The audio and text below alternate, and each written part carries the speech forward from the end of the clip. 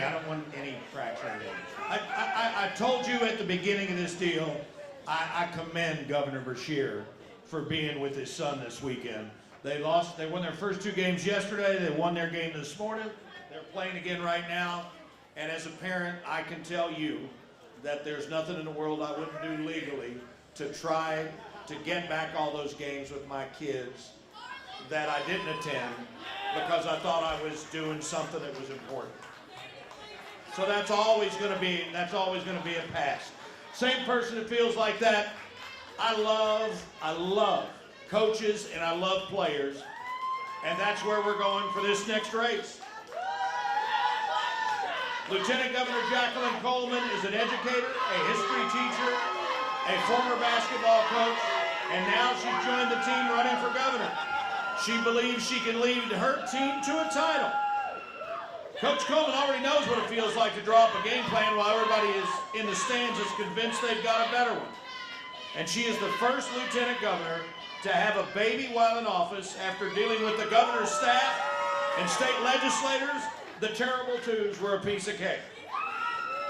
And on a personal note, and this is a point. On a personal note, the lieutenant governor is fighting a winning battle against breast cancer. Not only is she doing that, but she has also inspired thousands of women who are now being reminded of how important regular checkups are. Ladies and gentlemen, welcome the Lieutenant Governor of the Commonwealth, Lieutenant Governor Jacqueline Coleman.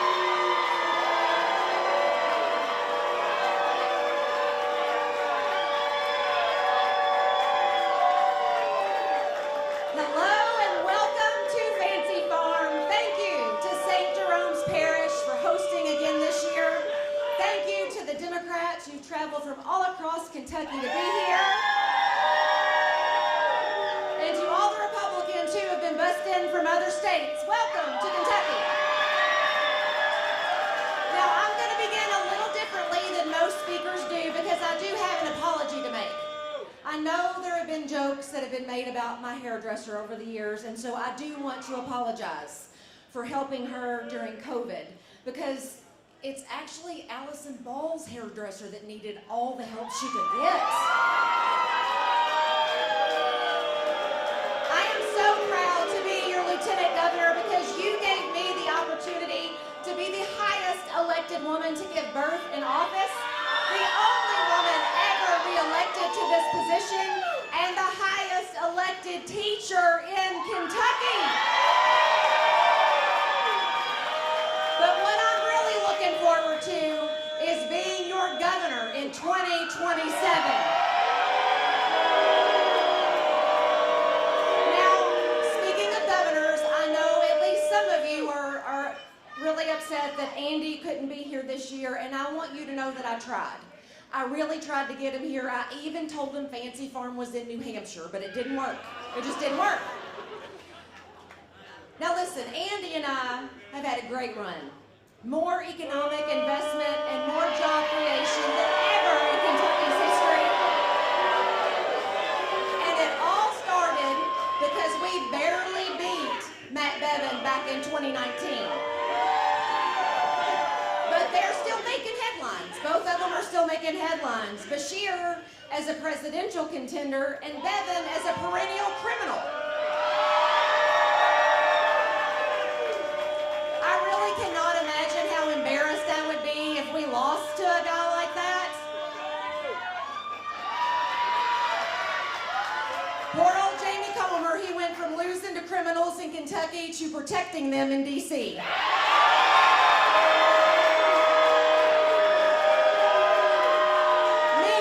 the Beshear-Coleman administration has been busy protecting Kentuckians. We have sky-high approval ratings for a reason. We prioritized public education, and so did every county across Kentucky when we defeated Amendment 2 in a landslide. We built a strong foundation for a better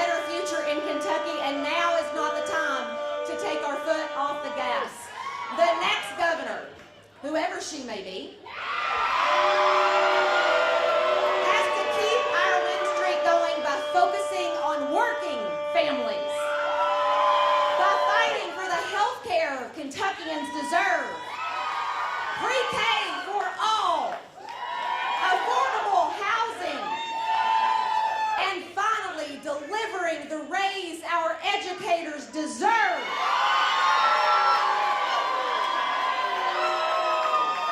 One of my favorite things, though, has been the All-In for Ag Education Week that Jonathan Schell and I created together. We visited elementary schools all across this state, and Jonathan was so committed, he even wore the same size shirts as elementary school kids did.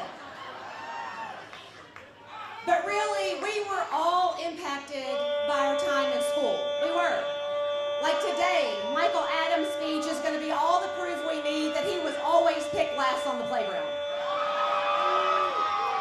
Now, speaking of pick-me-boy energy, what on earth was Russell Coleman thinking when he posted that I wasn't his ex-wife or his sister when I announced my run for governor? I didn't even have to write a joke about it because the social media comments reminded me that the internet is undefeated, so here are a few of my favorite from all of you. Did you marry your sister? I'm confused.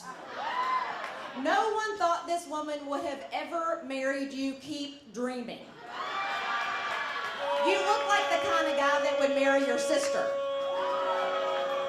And leave it to an unattractive, irrelevant man to try to make it about himself.